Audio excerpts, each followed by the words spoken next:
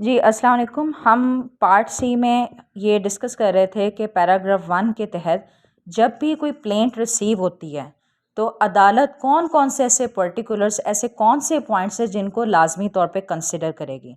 सबसे पहले हमने ये देखा कि जो प्लेंट में ज़रूरी पर्टिकुलर्स हैं जो कि ऑर्डर 7 रूल 1 में दिए गए हैं, क्या वो उसके ऐन मुताबिक है। जैसे कि उसमें यह है कि अदालत का टाइटल कौन सा है, कौन सी अदालत में आपने पेश किया गया है, पार्टीज़ की डिस्क्रिप्शन क्या है, कॉज ऑफ एक्शन उसमें ब्रीफली आप बताएंगे, फिर सूट वैल्यूएशन बताएंगे, फिर उसमें बताएंगे कि कोर्ट फीस अटैच है, फिर प्रेयर क्लॉज होती है, वेरिफिकेशन क्लॉज होती है। वो तो सारी रिक्वायरमेंट्स हैं प्लेंट की, ठीक है। तो ऑर्डर 7 रूल 1 की कंप्लाइंस ज़रूरी है। फिर आपने देखा है कि जनरल रूल्स ऑफ प्रोसीडिंग्स जो हैं, जो कि ऑर्डर 6 में दिए गए हैं, क्या उसके एन मुताबिक प्लेंट प्रेजेंट की गई है। उसके बाद सेकंड आपने ये देखना है कि क्या प्राइमा फिशाए कोई मिस जॉइंडर और नॉन जॉइंडर ऑफ पार्टीज़ तो नहीं है, या miss joinder of causes of action तो नहीं है। मिस जॉइंडर का मैंने आपको कॉन्सेप्ट बता दिया था कि जो इम्प्रॉपरली ज्वाइन कर दिया जाए, चाहे वो पार्टीज़ के हवाले से है या फिर कॉजेज ऑफ एक्शन के हवाले से है, तो वो इसको देखेगी। और उसमें हमने एक तो ऑर्डर 1 के रूल 9 में हमने देखा कि केस कभी भी डिफीट नहीं होता अगर मिस जॉइंडर और नॉन जॉइंडर ऑफ पार्टीज़ हो जाए। स्टिल अदालत की ये जिम्मेदारी है कि उसने केस को डिटरमिन करना है, ठीक है। अच्छा, उसके बाद हमने ऑब्जेक्शन के हवाले से ऑर्डर 1 रूल 13 में ये देख लिया कि अर्लीस्ट पॉसिबल अपॉर्चुनिटी है आपके पास उस ऑब्जेक्शन को रेस करने के लिए, अदरवाइज वो वेव ऑफ समझा जाएगा, ठीक है। हाँ, एक्सेप्शन ये हो सकती है कि सब्सिक्वेंटली वो ऑब्जेक्शन अराइज हुआ है, ठीक है। तो ऑर्डर 2 में जो कि फ्रेमिंग ऑफ सूट्स के हवाले से है, तो उसमें हमने रूल 7 देख लिया जिसमें objection as to misjoinder का कॉन्सेप्ट है, कि जिसमें यह कहा गया कि अर्लीस्ट पॉसिबल आपके पास अपॉर्चुनिटी है उसको एजिटेट करने के लिए, उसके बाद अदरवाइज उसको आप अदालत उसको कंसिडर नहीं करेगी, ठीक है। या फिर सब्सिक्वेंटली अगर अराइज हुआ है तो उसको अदालत कंसिडर कर सकती है। इसके हवाले से मैंने रूल 7 यहाँ पर डिस्कस किया था, objection as to misjoinder. ये देखें, अर्लीस्ट पॉसिबल अपॉर्चुनिटी का लफ्ज़ इसमें इस्तेमाल हुआ है, अदरवाइज वो वेव ऑफ समझा जाएगा। हाँ, एक्सेप्शन ये हो सकती है कि ऑब्जेक्शन सब्सिक्वेंटली अराइज हुआ है, ठीक है। फिर फर्दर अमेंडमेंट के तहत ये कहा गया कि अगर ऑब्जेक्शन ड्यूली उसको टेकअप कर लिया है, ठीक है, अदालत ने अलाउ कर दिया है, तो फिर प्लेंटिफ को परमिट किया जाएगा कि इनमें से कॉजेज़ ऑफ एक्शन को आप सिलेक्ट कर लें जिनके साथ आप प्रोसीड करना चाह रहे हैं। उसके लिए एक टाइम फ्रेम बता दिया जाएगा और बाकी रिमेनिंग कॉजेज़ ऑफ एक्शन के हवाले से प्लेंट जो है वो स्ट्राइक आउट समझी जाएगी, ठीक है। फिर जब कॉजेज़ ऑफ एक्शन सिलेक्ट कर लिए जाते हैं तो अदालत ऑर्डेन करती है कि ये टाइम फ्रेम है जिसमें आपने प्लेंट अमेंड करके प्रेजेंट करनी है, ठीक हो गया।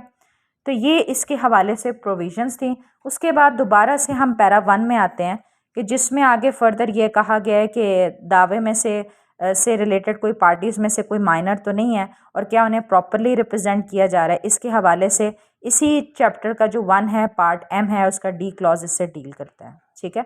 फिर क्या प्लेंट ड्यूली साइंड और वेरीफाइड है, और क्या सूट जो है with in the jurisdiction of the court उसको सबमिट किया गया है या फिर उसको रिटर्न करने की ज़रूरत है ताकि उसको प्रॉपर कोर्ट के सामने प्रेजेंट किया जाए। ऑर्डर 7 रूल 10 में आपको मैंने बताया कि प्लेंट रिटर्न करने का कॉन्सेप्ट है और सिर्फ ये वांट ऑफ जुरिस्डिक्शन की वजह से होते हैं कि अदालत के पास किसी चीज़ के हवाले से अख्तियार की कमी है, ठीक है। उसके बाद आपने एज अ जज देखना है कि क्या ऐसी कोई ग्राउंड्स तो नहीं है जिसकी बेस पे प्लेंट को रिजेक्ट कर दिया जाए। इसके लिए आप ऑर्डर 7 रूल 11 देखेंगी, लेकिन साथ मैंने आपको कहा था कि रूल 11A भी देखेंगे जिसमें यह कहा गया है कि सेपरेट एप्लीकेशन आप फाइल नहीं करेंगे। आपने अगर वो ऑब्जेक्ट करना है या वो आप क्लेम मांगना चाह रहे हैं as to the rejection of plaint, आपने उसी में मांगना है, रिटन स्टेटमेंट में, ठीक है। उसके बाद क्या डॉक्यूमेंट्स जो प्लेंट के साथ अटैच्ड हैं उसके साथ वो लिस्ट के साथ अकम्पनीड है जो कि प्रिस्क्राइब फॉर्म में दी गई है। इसके लिए आप ऑर्डर 7 का जो रूल 14 है, ऑर्डर 13 रूल 1 का जो फॉर्म है वो आप देख सकती हैं। वो मैं ढूंढ के आपको शेयर भी कर दूंगी ताकि आपको आइडिया हो जाए कि प्रैक्टिकली वो फॉर्म दिखता कैसे है, ठीक है। उसके बाद नंबर 8 पॉइंट देखें कि प्लेंटिव एक प्रोसीडिंग, एक फॉर्म होता है जिसके अंदर वो अपने एड्रेस का इंदराज करेगा, ठीक है। और डिफेंडेंट के हवाले से अलहदा से प्रोविज़न है, प्लेंटिव के हवाले से ऑर्डर 7 रूल 19 में दी गई है बात। इसमें पता है क्या कि जब भी प्लेंटिव को कोई समन्स जाना है, कोई नोटिस जाना है, तो उसके लिए एड्रेस की स्पेसिफिकेशन देना ज़रूरी होता है। तो ऑर्डर 7 रूल 19 के तहत जो फॉर्म होते हैं हम उसे फ़र्द पता कहते हैं, ठीक है। उसके बाद फिर लिस्ट ऑफ लीगल रिप्रेजेंटेटिव्स की भी एक लिस्ट आप साथ लगाएंगे, जो कि ऑर्डर 7 रूल 26 की तहत होती है अगर आप प्लेंटिव साइड से दे रहे हैं। ठीक है, कि कौन कौन से लीगल रिप्रेजेंटेटिव डिसीज़ के मरने के बाद ऐड हो सकते हैं और कौन आकर अदालत को इंटीमेट करेगा प्लेंटिव की डेथ के बाद कि इनको ऐड करना है। ये सारी डिस्क्रिप्शन ऑर्डर 7 रूल 26 में दी गई है। ठीक है, फिर उसके साथ एक्स्ट्रा कॉपीज़ अटैच होंगी प्लेंट की। ठीक है, 2 एक्स्ट्रा कॉपीज़ भी होंगी, ड्राफ्ट फॉर्म्स होंगे, समन्स और जो फ़ीस आप सबमिट करेंगे। तो ये order 7 rule 1 sub clause 1A और CPC इससे डील करता है। ठीक है, अच्छा उसके बाद आपने ये देखना है कि दावा कहीं टाइम बार्ड तो नहीं है, लेकिन अगर आप जैसे कि टाइम बार्ड दावा आप दायर कर देते हैं तो आपने उसमें ग्राउंड्स मेंशन करने हैं कि किस ग्राउंड्स की बेस पे आप एग्जेम्पशन क्लेम कर रहे हैं और किस लॉ के तहत कर रहे हैं।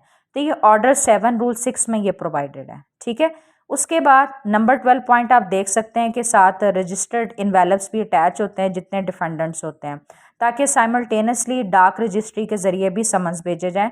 ये बात ऑर्डर 5 रूल 10A में कही गई है।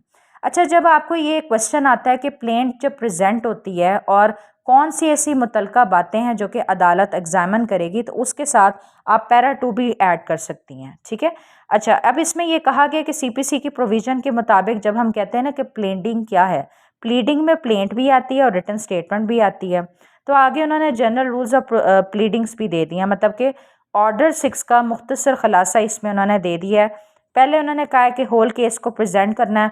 होल केस से मुराद आपने सिर्फ मटेरियल फैक्ट्स देने हैं, ये नहीं है कि पूरी एविडेंस आप लिखने बैठ जाएं। ठीक है, अब जो आप मटेरियल फैक्ट्स मतलब कि जो कॉज ऑफ एक्शन उसमें आप लिखते हैं ना, उसे फैक्ट प्रोपेंडा कहते हैं। ठीक है, फैक्टा प्रोपेंडा मतलब जिसे आपने साबित करना होता है, और फैक्टा प्रोबेंशिया जिस एविडेंस के ज़रिए आप फैक्टा प्रोपेंडा को साबित करते हैं। तो आपने ये लाजमी देखना है कि फैक्टा प्रोपेंडा एंड फैक्टा प्रोबेंशिया क्या होता है। इस पर अलहदा से PPSC के एक पेपर हुआ था लीगल ड्राफ्टिंग का, उसमें ये क्वेश्चन आ चुका है। ठीक है, फिर अब उन्होंने आगे फर्दर स्पेसिफाई कर दिए कि मटेरियल फैक्ट्स इसमें आपने स्टेट करने हैं, जिसके वाले से डिफरेंट प्रोविजंस हैं, इनको एलैबोरेट करने की ज़रूरत नहीं है। रूल 2, 10, 11, 12 आप लिख दें, कंसाइसली ब्रीफली आप फैक्ट्स इसमें लिखेंगी। और जहाँ पर परफॉर्मेंस ऑफ द कंडीशन की बात आई है, तो आपने सिर्फ नॉन परफॉर्मेंस वाली चीज़ जो जिसको आप एजिटेट कर रहे हैं ना कि ये चीज़ नहीं है, उसकी स्पेसिफिकेशन ज़रूरी होती है। अदरवाइज़ फैक्ट से ये कंसिडर किया जाता है कि जहाँ पर परफॉर्मेंस की बात आई है ना, उसको लिखने की ज़रूरत नहीं, वो इम्प्लाइडली ये समझा जाएगा कि परफॉर्मेंस आपने मांग ली है। ठीक है, ये ऑर्डर 6 रूल 6 इससे डील करता है। ठीक है, अच्छा उसके बाद जब आप डॉक्यूमेंट्स की डिस्क्रिप्शन दे रहे हैं, पूरी डॉक्यूमेंट्स की डिटेल लिखना नहीं शुरू कर देना, बल्कि सिर्फ उसका अफेक्ट लिखना है। ये बात ऑर्डर 6 रूल 9 में कही गई है। ठीक है, फिर प्रिजम्पशन ऑफ लॉ की एक प्रोविज़न है ऑर्डर 6 रूल 13 के तहत, जिसमें ये कहा गया है कि जिन चीज़ों को साबित करने का जो बर्डन ऑफ प्रूफ है आप पे नहीं है, ये ओपोनेंट साइड पे है, उसको अलेज करने की ज़रूरत नहीं है, वो आपकी फेवर में ही एग्जिस्ट तस्वर की जाएंगी। ठीक है, फिर जहाँ पर मिसरिप्रेजेंटेशन, फ्रॉड, अंडर इन्फ्लुएंस की बात आती है, तो आपने नेसेसरी पर्टिकुलर्स का भी अंदराज करना है। इसके हवाले से ऑर्डर 6 रूल 4 है, उसमें ये टाइटल है particulars to be given when necessary. ठीक है, फिर उसके बाद दोबारा से उन्होंने रेपिटिशन करते हुए उन्होंने ये क्लॉज ऐड कर दी है कि अगर आप टाइम बार्ड दावे को दायर कर रहे हैं तो आपने लाजमी बताना है कि किस बेस पे आप एग्जेम्पशन क्लेम कर रहे हैं। ठीक है, अगर आपकी प्लेंट बहुत लेंथी है या आप कोई इसमें ओमिशन कर दी है, प्रिसाइसली क्लेम लिखना ज़रूरी है, या किसी तौर पे वो डिफेक्टिव तस्वर की जाती है प्लेंट, तो प्रिजाइडिंग ऑफिसर की मौजूदगी में आपको ये कहा जा सकता है कि वहीं पर ना आप अमेंडमेंट कर लें। ठीक है, ये अदालत के पास ये अवेलेबल है राइट। ठीक है, उसके अलावा उसकी वाइड डिस्क्रिशनरी पावर्स हैं ऑर्डर 6 रूल 16 और 17 के तहत, जिसमें स्ट्राइकिंग ऑफ प्लीडिंग्स या अमेंडमेंट ऑफ प्लीडिंग्स का कॉन्सेप्ट है। ठीक है, अच्छा जब अमेंडमेंट की डायरेक्शन दी जाती है तो उसमें यह भी इंडिकेट किया जाता है कि किस हद तक आप पर्टिकुलर्स की अमेंडमेंट कर सकते हैं। ठीक है, अब इसके हवाले से 2 प्रोविजंस हैं। एक तो ऑर्डर 6 रूल 5 के तहत डील करता है, जिसका टाइटल है फर्दर एंड बेटर स्टेटमेंट और पर्टिकुलर्स, मतलब आपके क्लेम और डिफेंस से रिलेटेड अगर किसी मैटर की इल्यूसिडेशन रिक्वायर्ड है तो अदालत आपसे ये कह सकती है, किसी भी पार्टी को कह सकती है कि इसकी तरमीम करके ना इसे अदालत में प्रेजेंट करें। ठीक है, ये तो हो गया ऑर्डर 6 रूल 5 के तहत। उसके बाद ऑर्डर 8 रूल 9 की अगर आप प्रोविज़न देखें तो सब्सिक्वेंट प्लीडिंग का कॉन्सेप्ट होगा। देखें, जनरल प्रिजम्पशन ये है ना कि जब जवाब दावा आ जाता है उसके बाद कोई रिटर्न रिप्लाई, रिटर्न स्टेटमेंट नहीं आती, लेकिन इसकी भी एक्सेप्शन है, जैसे कि सेट ऑफ क्लेम आपने मांग लिया है, ठीक है, या फिर अदालत की परमिशन से आप रिटर्न स्टेटमेंट सबमिट कर सकते हैं, ठीक है। तो अदरवाइज अदालत किसी भी स्टेज पे पार्टीज को ये कह सकती है कि रिटर्न स्टेटमेंट या एडिशनल रिटर्न स्टेटमेंट आप सबमिट करें, ठीक है, अपने जो अगर किसी चीज़ की एक्सप्लेनेशन रिक्वायर्ड है। तो इसमें एक कॉन्सेप्ट अभी मैंने बोला है set of claim. Set of claim का कॉन्सेप्ट ये है कि ऑर्डर 8 रूल 6 अगर आप देखें उसमें अगर रिकवरी का दावा जैसे आपने मेरे खिलाफ किया है 10 लाख का, ठीक है, और इसमें अदालत की पिक्यूनरी जुरिस्डिक्शन मतलब वैल्यूएशन के अतबार से उसकी जुरिस्डिक्शन होना ज़रूरी है।